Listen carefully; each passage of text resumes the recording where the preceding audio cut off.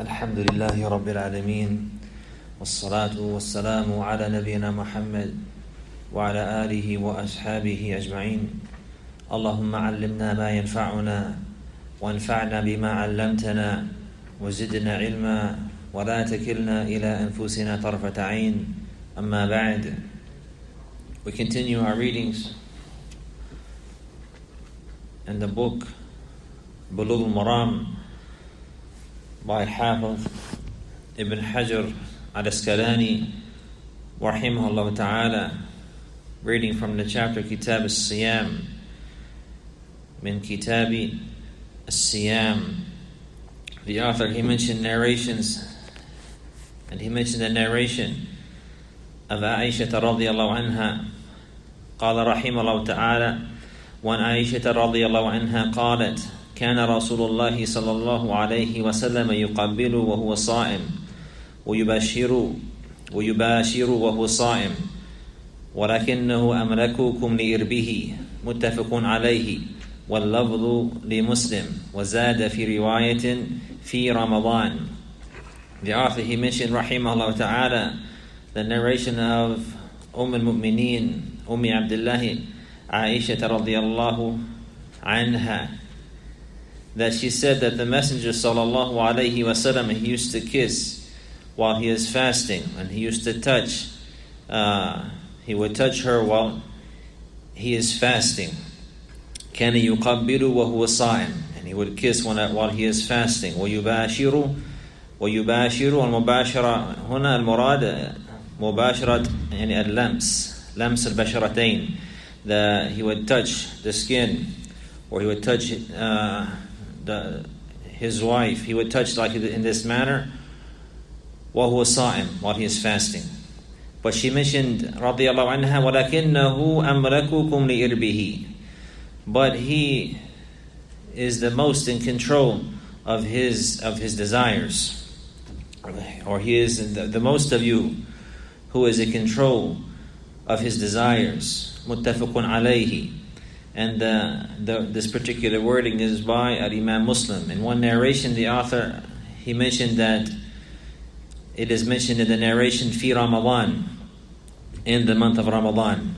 So we see the author is mentioning the issue with regards to kissing, al-qubla. كان النبي صلى الله عليه وسلم يقابل وهو صائم. He would kiss his wife while he is fasting. Likewise, he would touch her while he is fasting. But the Prophet sallallahu alaihi wasallam, he had the most charge. He had the most self-control over his desires sallallahu alaihi wasallam.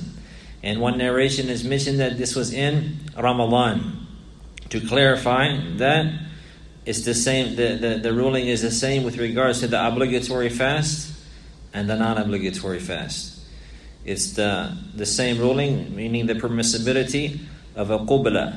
A qubla is a kiss, and mubashara is touching another person.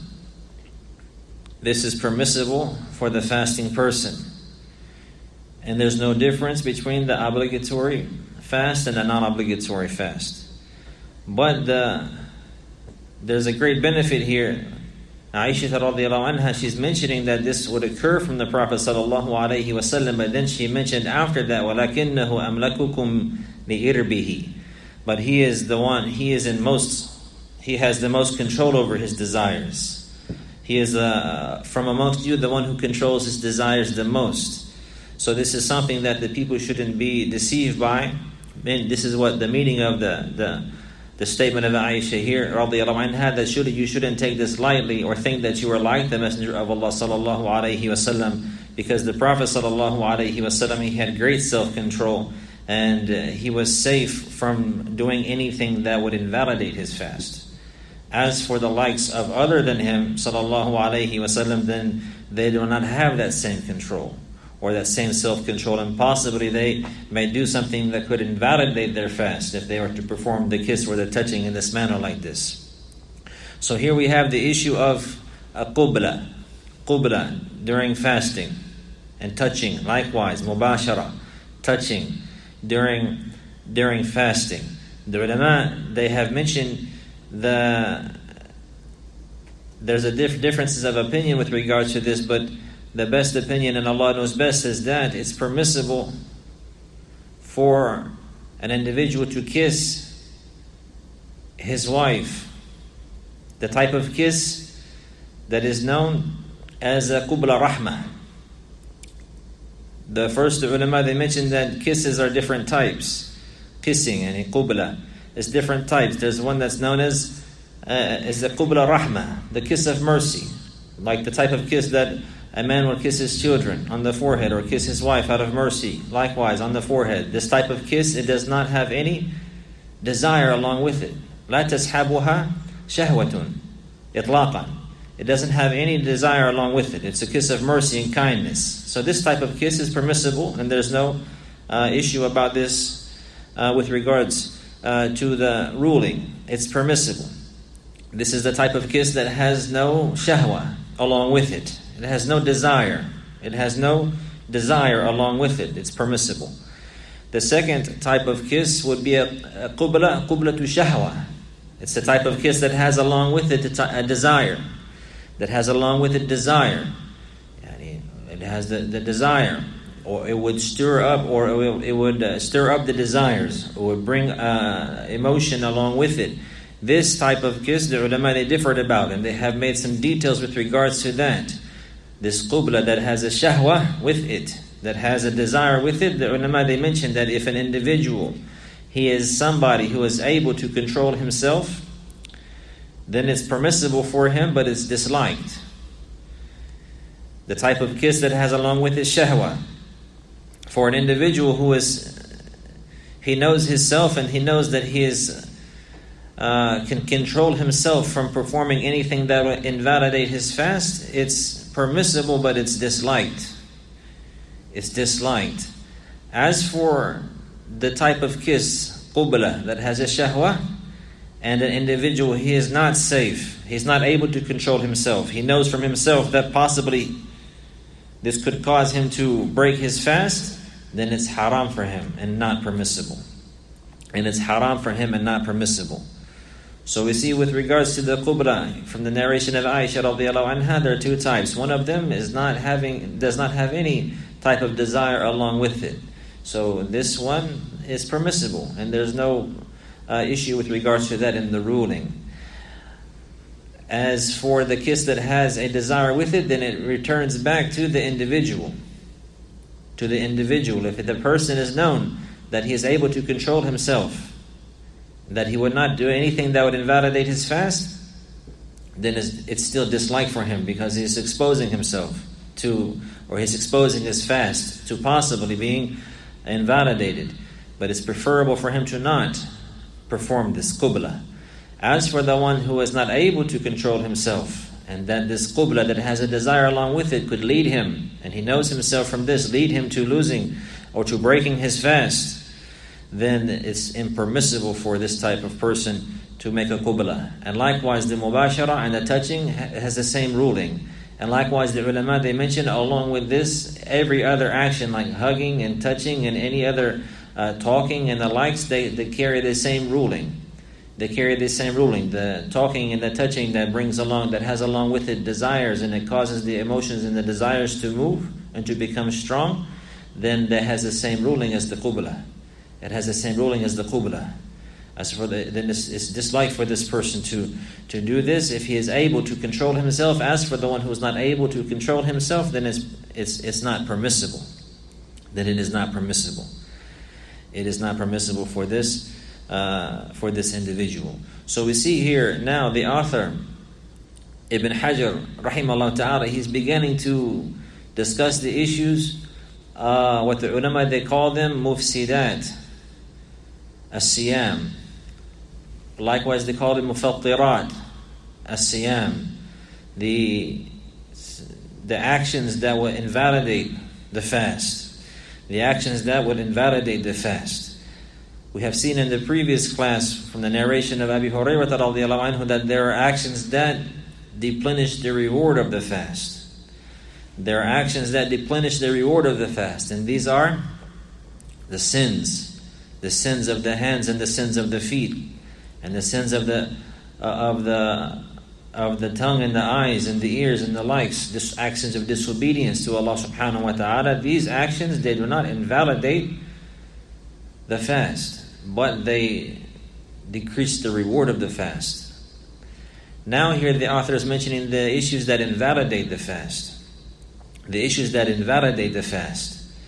They call them mufattirat as-siyam, the ulama, or likewise they call them mufsidat as-siyam. And they are the actions that invalidate the fast. These mufattirat, they return back to three. Usul al-mufattirat thalatha. The three fundamental things that invalidate the fast are three. There are three of them. The fundamental principles that invalidate the fast, there are three. Al-aklu wal-shurbu wal-jima'. Al-aklu wal-shurbu wal-jima'.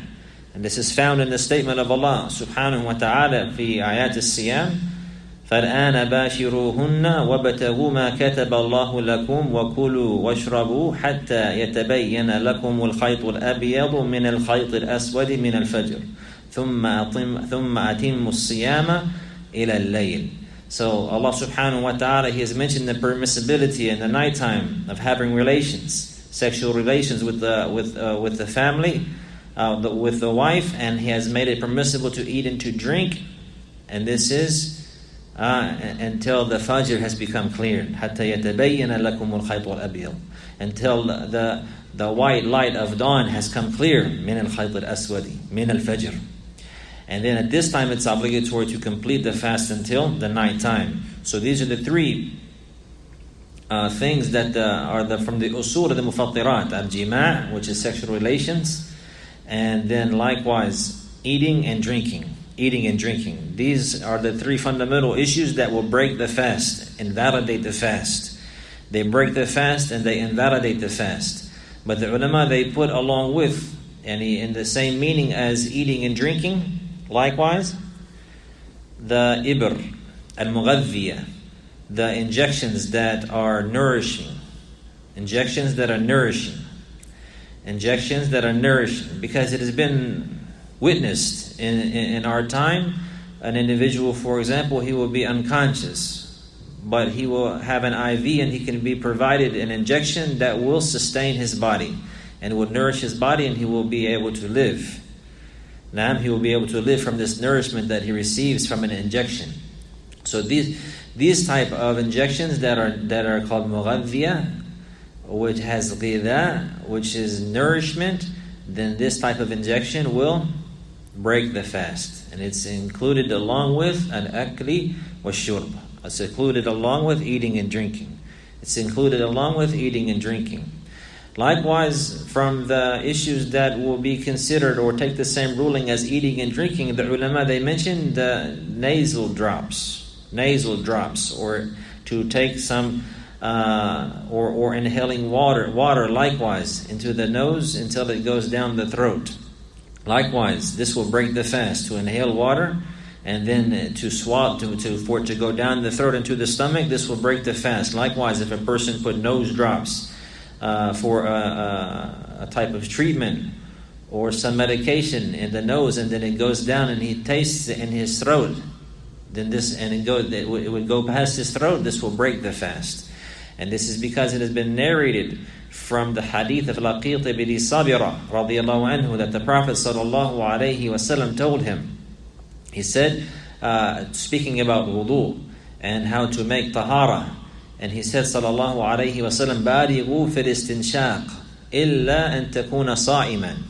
He said to go to extremes, making istinshaq. Istinshaq yani idkhal al-ma' fi al-anf wa ikhrajuhu. Well, the istinshaq is when you put the water in the nose for wudu and bringing it out. Whenever a person puts water in the nose and brings it out, this is called istinshaq. The sunnah of the Prophet sallallahu alaihi wasallam is to make mubalagha in doing this, meaning to bring it far up into the nose. To bring it far up into the nose and bring it out. نعم جزاكم الله خير. حديث لقيط ابن صابرة رضي الله عنه. بالغ في الاستنشاق إلا أن تكون صائما. So to make the istinshaq very mubalagha is to do something, to go to extremes, to do it very well. So the Prophet ﷺ, whenever he would make wudu, he would make the wudu and bring the water high up into his nose and bring it out. And I heard Shaykh Sulaiman al-Ruhaili Hafidhullah Ta'ala mentioned that today's science and medicine has mentioned that there are great benefits in that, getting it high up into the nasal cavity of the water and bringing it out, because it's removing lots of bacteria or lots of things that could cause sickness and the like. So it's a great benefit in that. But in any case, the point of the issue here is that he said, sallallahu alayhi wa sallam, to do this in the wudu, illa an takuna sa'iman, except whenever you're fasting. Except whenever you're fasting, because of the possibility that one may bring it up in the nose, and the water is well known, and it goes from the nasal passage to the throat. So this could be a reason for the person to break the fast. So therefore the ulama, they have mentioned like this. Likewise, in that same meaning, is taking medication in the nose. Medication in the nose. And the proof for this is the narration here of Laqit ibn Sabira radiyallahu anhu. As for eye drops, the narration will come inshallah, but we'll mention the rulings now. As for the eye drops, then the ulama, they mention it's permissible. And likewise ear drops. Even if a person who were to take the eye drops or the ear drops, and then even if he tasted it in his throat possibly, it would not invalidate his fast, because these are not passages for food and drink, and there's no text with regards to them. So the origin is that it's not something that would break the fast. It's not something that would break the fast. So we see that the three things, the three usul and the mufsidat, or the mufattirat al-siyam, they are al-jima' wal-akl wal-shurb. Naam. What has the meaning of akl and shurb? Injections. What type of injections?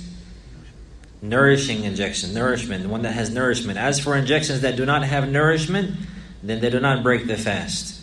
And for example, the ulama, they mentioned, like Shaykh Ibn Baz rahimahullah ta'ala mentioned about insulin shots. They do not break the fast. But it's preferable if a person could wait until the nighttime to do it, or in the morning to do it, it's better, if it's possible, just to avoid any differences of opinion. But inshallah, it will not break the fast. Insulin shots. Likewise, shots in the shoulder, or shots in the arm, and the likes like this into the muscle. This does not break the fast. Even a shot going into the vein, but it is not a shot that is nourishing, then this one likewise does not break the fast.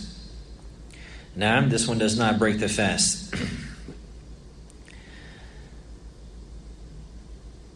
Everything that, whenever the ulama, they mention al-aklu wa shurbu, kulu wa shrabu, eat and drink, the food and the drink that breaks the fast. What is intended here with regards to breaking the fast, that is called mufattir or mufsid, everything that is eaten, whether it's halal or haram, whether it's nourishing or whether it's not nourishing, eating it, swallowing it. If somebody swallowed, for example, a marble, this will break his fast. A marble has no benefit. If it has no nourishment, but it will break his fast. He swallowed it on purpose. This will break his fast. If he ate something that is permissible, it will break his fast. If he ate something that is impermissible, it will break his fast. Something that is beneficial, something that is harmful, all of these things that are eaten or ingested knowingly and willfully, they break the fast. Now, this is what is included in the meaning of eating and drinking. Now, everybody understand that? That part is clear? Tayyib. Likewise, from the issues that break the fast is the issue of al-inzal. Inzal al-mani. Al-mani bishahwa. Inzal al-mani bishahwa. Naam, al-mani is semen. Al-mani is semen. And for the semen to come out along with desire intentionally, this breaks the fast.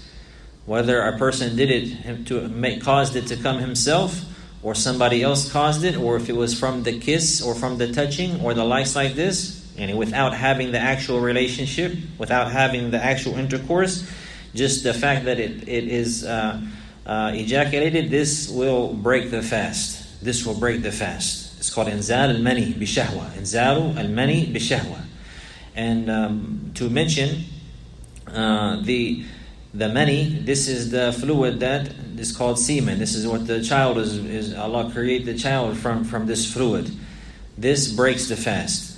The ulama, they mention, and one thing leads to the mention of another, but for clarification, the fluids that come from the male private are four. The first one is al-bawl, urine.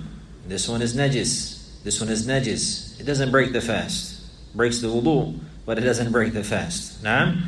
The other one that comes is the mani. This is what we're discussing now. Al-mani. Naam. Al-ma' al-ghalib. Alladhi minhu al-walid. Naam. Al-mani.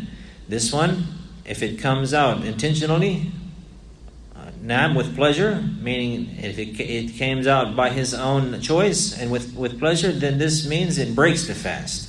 It breaks the fast. It breaks the fast. We have to make a difference between coming out without intercourse. If there's intercourse, there's going to be a different ruling. Intercourse meaning that it enters in. There's penetration. So there's different rulings for this. And one of the benefits here, from this narration that ulama they mention is that we see Aisha is narrating these things that are occurring inside the home of the Prophet ﷺ and their personal issues. And there are things that normally a person would be shy to mention. But with regards to the clarifying the haqq and clarifying the ruling of Allah Azza wa Jal, then there's no shyness in that. There's no shyness in that. So these things would be mentioned for the purpose that normally a person, he wouldn't discuss these types of issues outwardly, but for the purpose of clarifying the haqq, and if there is a religious ruling related to it and a hukm of Allah Azza wa Jal related to it, then at this time there's no shyness and it should be mentioned. As al-Mu'mineen Aisha radiallahu anha, she mentioned in this narration. So then we see that the mani, it breaks the fast. It breaks the fast. The other type of fluid that comes from the male private part is called the madhi. The madhi. Madhi. The madhi is a fluid, a sticky fluid, and it's thin and sticky, different from the one from the semen. It's different from the semen, and this one, it comes whenever there is desire. The thought of desire, it comes before the mani. The mani breaks the fast. The madhi, what is correct, and Allah knows best, is does not break the fast. The madhi does not break the fast. Naam, if it comes, even if it came because of shahwa, because of desire, it does not break the fast. It breaks the wudu.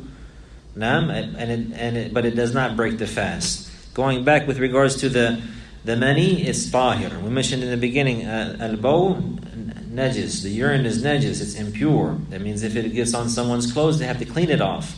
As for the mani, the one that the child is created from, this one is, did I say it's, al-bawl is impure. Impure. Now, and the mani, the semen is pure. It's pure, it's tahir. But it's something that is mustaqdar. It's something that is found to be gross. Something that's, if it's on you, is something that is not, it's not light for it to be there. Something that somebody be shy, so that it's preferable to remove it, to wash it, but not because of its najasa, rather it's tahir, but because it is something that is qadr, something that is dirty and filthy. So one want to wash it off for this reason. He wouldn't want to have it on him. But it's pure. As for the madhi, then this one is impure. But it's called a najasa khafifa. It's a less of an impurity than the bawl, than the urine. But the point is here, the bawl, it doesn't break the fast. The mani, it breaks the fast. The madhi, it does not break the fast. And there's another one that's called al-wadi. Al-wadi. It is another fluid. It looks like the mani. It looks like the one that the child is created from. It looks like the semen. It's white and thick, but it comes normally after passing urine. It comes normally after passing urine. Only to some people, not to all people. Sometimes it comes in the cold seasons too. But this one has the same ruling as the bawl, and it does not break the fast. It does not break the fast. So we see that the mani, it breaks the fast. The mani, it breaks the fast. Everybody's clear with this? Likewise, the issue of throwing up. The author is going to mention al-qay. Throwing up intentionally breaks the fast. Also, there's the issue of hijama.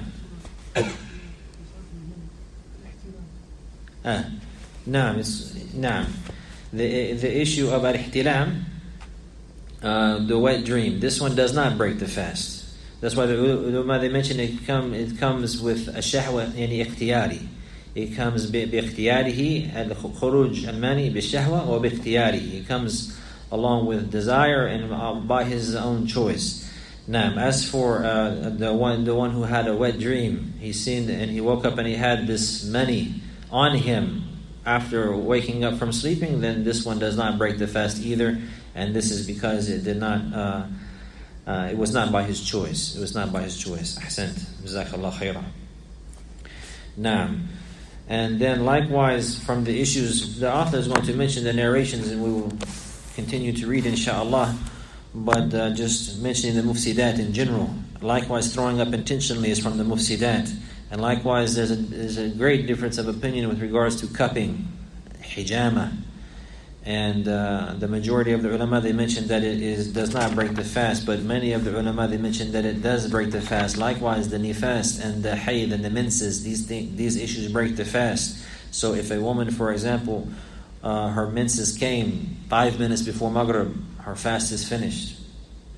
Her fast is finished. Even if she fasted all day long and then 5 minutes or a few moments before Maghrib, before the adhan, before the setting of the sun came, then her fast would be invalidated by this blood, by the menses or by the nifas and the likes. Now, likewise, if it came in the morning time or any time, this is the case. This is something that breaks the fast. So we see that with regards to these mufsidat, that there are conditions for them to actually invalidate the fast. So these are the issues that invalidate the fast. Then there are conditions for them to invalidate the fast. And the first condition is that it must be by intention. It must be by intention of the individual. For example, eating and drinking, right? It must be by intention. If a person went outside and it was a dust storm, was working in a field and some dirt flew in his mouth without his intention and he swallowed it unintentionally, this will not break his fast. If a person was asleep, for example, and somebody threw water on their face, they won't get up. Get up, it's time for Asr, for example. Get up. He won't wake up. They throw water on his face. It goes in his mouth. He swallows it. He wakes up swallowing water. It doesn't break his fast.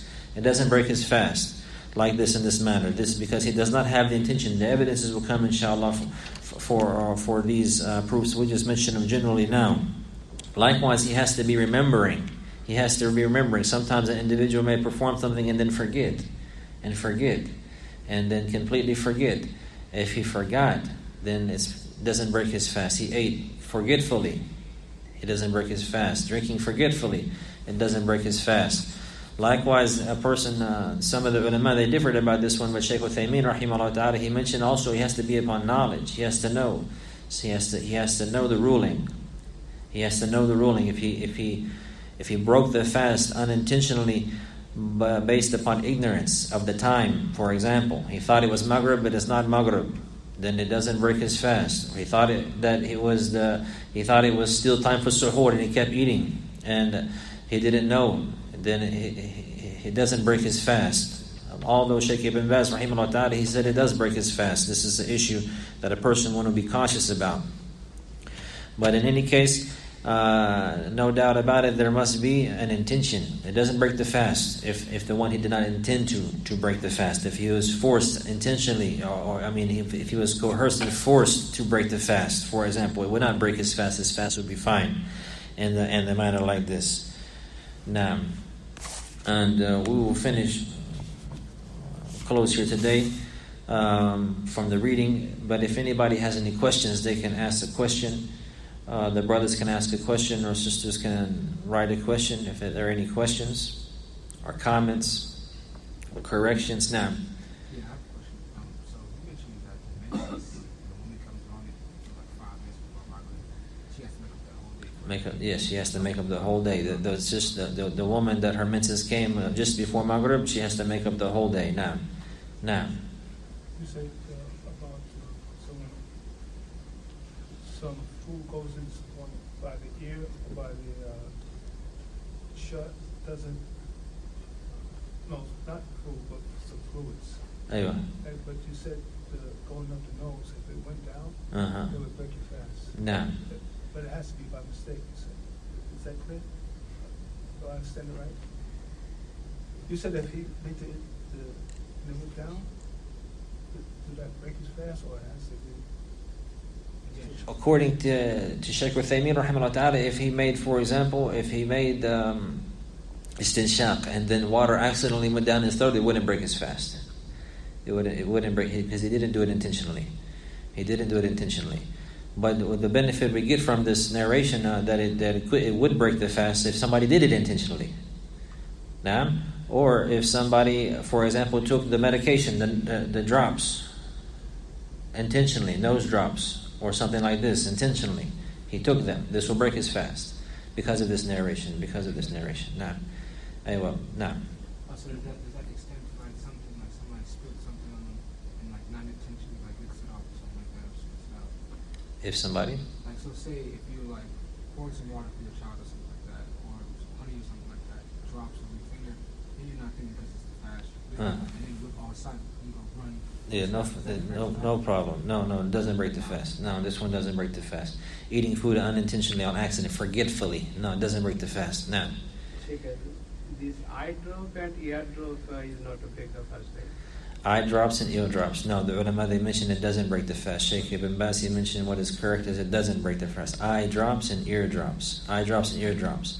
They mentioned for the nose, because there's a proof for that directly, the hadith. بَالِغْ فِي الْإِسْتِنْشَاقِ إِلَّا أَن تَكُونَ صَائِمًا. Bring the water deep into your nose except whenever you're fasting. As for the eyes and the ears, there's no narration for that, and the origin is that this is not a means or an avenue for bringing food and drink into the body. Now, considering the fact that we use our phones to judge the adhan in the morning, what is the ruling on the people that are eating some food and maybe the adhan comes and they want to finish what they have? So that's not reasonable. now, just heard yesterday a fatwa from Sheikh Al-Fawzan, a recording, a recent fatwa from Sheikh Al-Fawzan, Hafidhullah Ta'ala. He mentioned about this actual issue of when to stop making sahur, when to stop eating the sahur, and he mentioned that you follow the time on the Qura taqweem. He mentioned the taqweem of Qura, you follow this. So if it says on this time you stop, that this is the time of the adhan, that time you stop. The time you stop. But the origin is, with regards to this, is the statement of Allah Azza wa Jal, فَكُولُوا وَاشْرَبُوا حَتَّى يَتَبَيَّنَ لَكُمُ الْخَيْطُ الْأَبْيَضُ مِنَ الْخَيْطِ الْأَسْوَدِ مِنَ الْفَجْرِ. That you eat and drink until the distinguishing line of the day, the light of the day and the night have become clear. حَتَّى يَتَبَيَّنَ, until it's clear. Because of this, Ibn Abbas radiallahu anhu, he mentioned, حَلَ اللَّهُ لَكَ أَن تَأْكُلَ حَتَّى مَا دُمْتَ shakin, or ma shakakta, like this the narration, ma shakakta. Allah has made it permissible for you to eat the food in the morning time or at night time, so long as you're doubting. And he's doubting, is it really Fajr or not? Like this, but what? Because حَتَّى يَتَبَيَّنَ لَكُمُ الْخَيْطُ الْأَبْيَضُ مِنَ الْخَيْطِ الْأَسْوَدِ, until it's clear, the line is clear from the night until the day. So at this time, this is whenever the person has to stop eating, when it's clear that it's Fajr. So whenever the Fajr comes in, if a person can see it and he knows that the Fajr came in, he can see the light on the horizon and he knows that's Fajr, at this time he has to stop. And the ulama, they mention, if there's a mu'adhin that makes the adhan at that time precisely, then he has to stop. But then the ulama, they have made effort to have the time, the per schedule, particularly of Qura, they have made the effort to strive to have that precisely on that time. So they have made this time on the per schedule to be like a sign likewise for the setting and for the rising of the sun. For the setting and the rising of the sun. So a person who will follow that, so long as he does not know that it's wrong. If he knows, like for example, it says that Fajr is at 5:30. He's outside and he can see in the field and it's still dark. he can keep eating. Or if he sees before that the light is coming up, then he'll go by what he sees. And if not, he goes by this. Some of the ulama, like Shaykh Uthaymeen, rahimahullah ta'ala, he mentioned that if the mu'adhin is going by the calendar because there has been some inaccuracy that's not 100% correct, that he can keep eating as long as the adhan is going, but the best thing is to stop. The best thing is that whenever that time comes, you stop eating. Now, the best thing is to stop. Although there is a narration, the Prophet ﷺ, he mentioned that if the person, he had a drink in his hand, and he was drinking from it, and the adhan came, he should not put his drink down until he takes his full. Now, this doesn't mean some people misunderstood this. They put a big plate of food in front of them and they have a big drink here, like a 44, go 44, American drink. And then, no, the food is in front of me like this, so they have it like that. The meaning is that the one he had, he was in the mix, he was at that moment taking a drink. And the adhan came. What does he have to do? Spit it out? La. The Prophet ﷺ, he let him, this person, he has a license, he has a rukhsa to finish. To take his need from that and then put it down. The ulama, they mentioned likewise, along with that, from analogy, if they had a piece of food. If he had a piece of food, like, not a sandwich, a piece of food. If he had a piece of food, he had it in his mouth, or he's putting it in his mouth, and the adhan came, he doesn't have to spit it out, he'll finish. Now, so the best thing to do to keep that, because this is a great pillar of Islam. Siyam, Ramadan. This is a pillar fulfilling a great obligation. This is a very great opportunity for a Muslim to receive the mercy of Allah Azza wa Jalla and forgiveness of Allah Azza wa Jalla and a great reward from Allah Azza wa Jalla and fulfill a pillar of his deen. So he wouldn't want to just take it lightly. So the best thing is to get up in time, the person take his full before the adhan goes off or the time goes off, and that way he doesn't have any doubts about his fasting. As for somebody who lived out further away and they can see the horizon clearly, then he will follow what he sees. And if not, then we follow the schedule, and Allah knows best. Now, What if you swallow, but like there's no liquid or spit in your mouth, you just swallow, like the action, it happens. Swallowing spit. The ulama, they mentioned it doesn't break the fast. Even if you gather it in your mouth, what is correct to spit, because it's part of your body, it's already there. So you swallow it, it doesn't break the fast. As for the phlegm, then that's different issue. The phlegm is two types. One of them that comes from above, from the head, and comes down. This one, it doesn't break. It normally comes and it just comes and it'll be down in the throat, and the person can't do anything about it. He doesn't feel it. Before he knows it, it's in his head and then it goes down his throat. This one doesn't break the fast.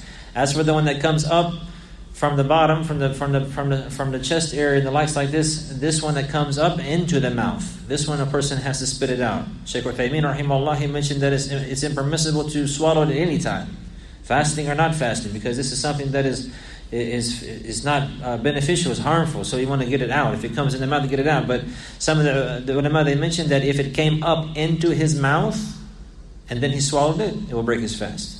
The phlegm. Now, the mucus, if it comes, akramakumullah, up into the mouth and then he puts it back down his throat, this one will break the fast. As for saliva and the spit in the mouth, it doesn't break the fast, even if he gathered it in his mouth and swallowed it. And Allah knows best. Now, what about like the moisture that comes when you use a mishwak? all this doesn't break the fast. This is from the saliva in the mouth. Saliva in the mouth doesn't break the fast. The saliva in the mouth doesn't break the fast. Now, it's best to try not to get the pieces of the miswak in your mouth, and if you feel them, get them out. But if it goes down unintentionally, it doesn't break the fast, because one of the conditions, as I mentioned previously, for the invalidator to be applied, and the ruling to be applied of breaking the fast, it has to have the intention. Now, it has to have the intention. He did it intentionally. But a person, like I said it before, a Muslim, he should he'd be careful. If he makes miswak, no problem. Make miswak any time in the day, alhamdulillah. But if he feels something in his mouth, he'd try to get it out. Those pieces, he'll try to get them out. If he swallows it on accident, inshallah, his fast is good, and Allah knows best. Now, Flavored miswax in the toothpaste. the flavored miswak, this one is different.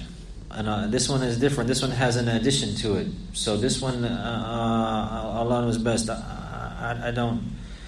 I wouldn't use the flavored one. Toothpaste will break the fast. It's permissible to use toothpaste in the daytime, but it's preferable not to, because how strong the toothpaste is, and sometimes it's hard to remove it, and a person will eventually even accidentally swallow it. So he should avoid that. He should avoid that. Use the toothpaste before Fajr or after Maghrib. Now, and Allah knows best. But if he used it, using it in itself doesn't break the fast. Now,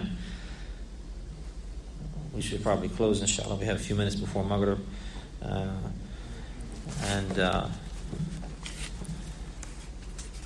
We ask Allah subhanahu wa ta'ala to give us steadfastness in His religion and to make us upright and firm.